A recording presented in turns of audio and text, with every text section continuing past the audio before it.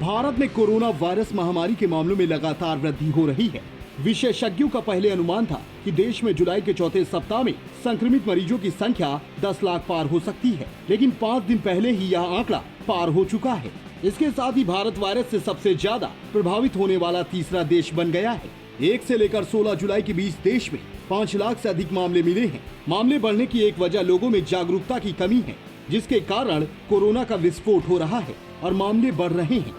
शासन प्रशासन जहां मामलों को नियंत्रित करने के लिए अपनी तरफ से पूरी कोशिश कर रहे हैं, वहीं लोग लापरवाही के चलते उनकी मेहनत पर पानी फेरने का काम कर रहे हैं।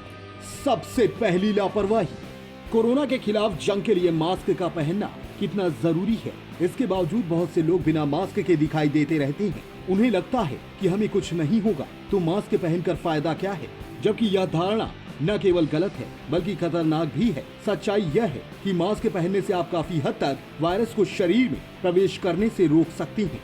केंद्र और राज्य सरकारें लगातार लोगों से घर से बाहर निकलते समय मास्क पहनने की अपील कर रही हैं। दूसरी लापरवाही, सोशल डिस्टेंसिंग की धज्जियां।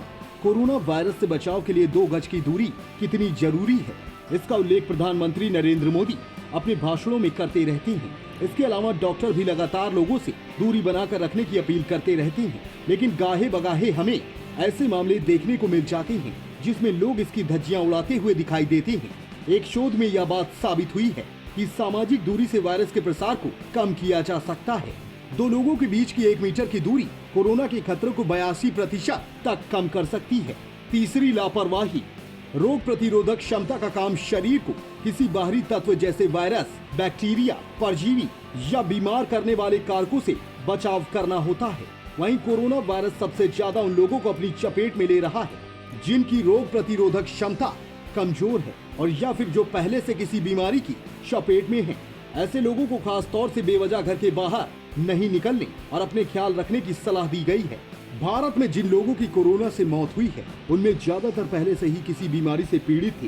हालांकि ऐसा बिल्कुल नहीं है कि जिन लोगों की रोग प्रतिरोधक क्षमता ठीक है वे वायरस से संक्रमित नहीं हो सकते हैं। चौथी लापरवाही, नियमों का पालन न करना।